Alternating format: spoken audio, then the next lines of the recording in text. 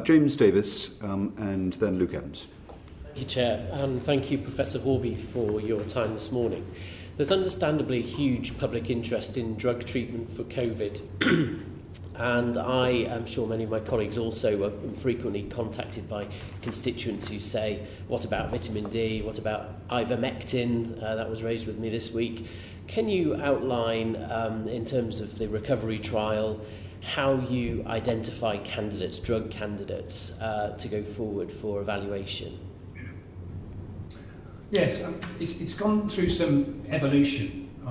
Originally, there is a government committee, a DHST committee called NERVTAG, the New and Emerging Respiratory Viruses Threats Advisory Group, that looked at the very first tranche of drugs that were available and made a recommendation about which of those went into recovery trial. Then we went through a phase where I think, like many of us, we were bombarded with emails and letters from people recommending a whole range of treatments, hundreds of them, which really we couldn't keep up because we couldn't look at all of those in a really rigorous way and screen them and decide what comes in next into the trials. So what's been really useful is the third phase, which has been the setup of the COVID Therapeutics Advisory Panel, which is a panel that's been set up by the Department of Health to look at all of the options that have been put forward, and they've got a number of subgroups. I mean, there's three broad categories of drugs. There's the antiviral drugs, there's the immunomodulators of anti-inflammatory drugs, and then there's the anti-clotting drugs. And so they've set up subcommittees who are looking at all those. And they've really done a fantastic job. They've been very rigorous. They're producing multi-page reports on every drug and very systematically looking at what's the evidence base for them. And then either recommending that they're not prioritised, that they are sort of shelved for now pending new data coming out, or that they are recommended for going into trials. And that's been really very useful for us. And actually, this week in recovery, we've just added aspirin to the trial because clotting seems to be a big problem. And aspirin is a very widely available and cheap drug, which, if it were to work, would be a huge boost. And that came out of the CTAT, that advisory panel's process of looking at all the options and saying, well, this is the one we think should go forward.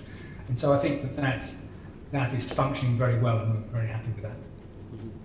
Thank you. And are there any emerging developments internationally that recovery isn't looking at that you think we should keep our eye on?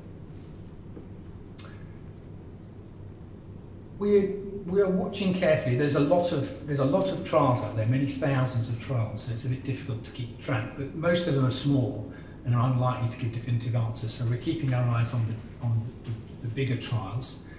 In terms of antivirals, I'm afraid that the field is rather disappointing. As we saw, remdesivir, which was one of the front leaders, has probably an effect on duration of hospital stay, but perhaps not on mortality. The monoclonals are exciting.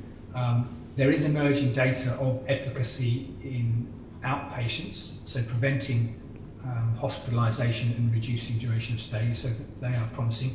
But two of the big companies, Eli Lilly and Regeneron, have temporarily suspended their trials in hospitalised patients.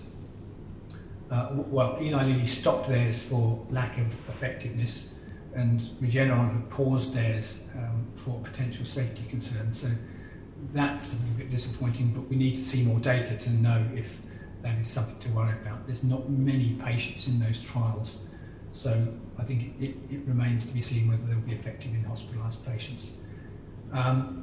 The convalescent plasma we're keeping an eye on. Again, I think the answer will come from recovery. Otherwise, I don't think there's anything we're missing. But as I said, we've just added aspirin, anti-clotting drugs, I think, is the area where we did have a gap, and we've just hopefully filled that.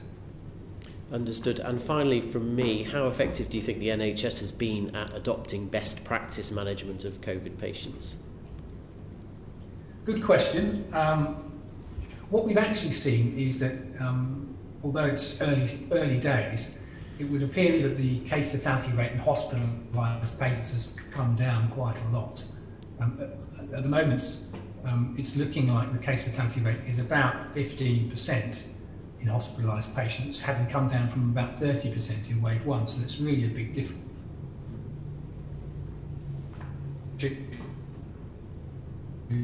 Wave 2, so I think we have to be a bit cautious. That may creep up a bit.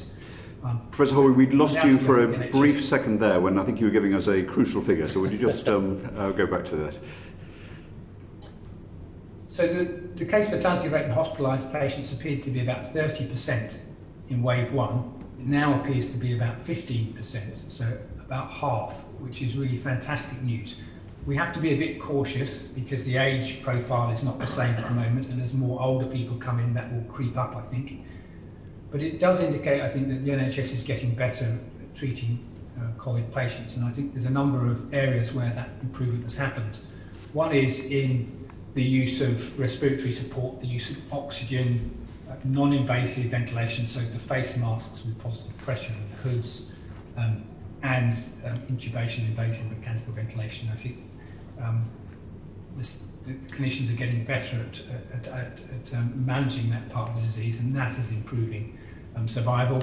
I think we're seeing better use of anticoagulants, heparin and other anticoagulants, to prevent clotting, and one would anticipate that the introduction of dexamethasone has also had an impact, because, as I said earlier, that would be something that would reduce case fatality rates. What I would like to see is data on the proportion of patients who ought to get dexamethasone who are getting it, and we are trying to capture that through various systems, but we don't yet have an answer. Thank you. Just before